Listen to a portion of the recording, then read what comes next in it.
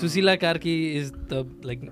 Best गर्दै गए सम्माननीय प्रधानमन्त्रीलाई बवाल गरे। सम्माननीय राष्ट्रपति हेर्न चाहन्छौँ चाहन्छौँ of course bro of course we want to see her man of course होइन यो जनताको मागै हो छ जस्तो फिल भइरहेछ मलाई होइन अब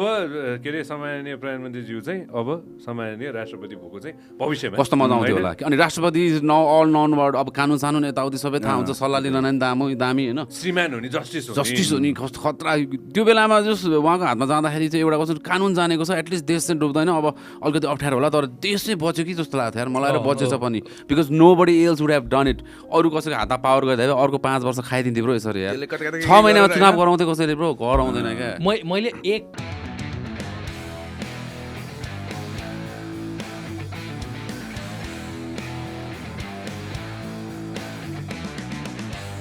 % पनि विश्वास गरेको थिएँ नि चुनाव 6 मन्थ्समा हुन्छ भनेर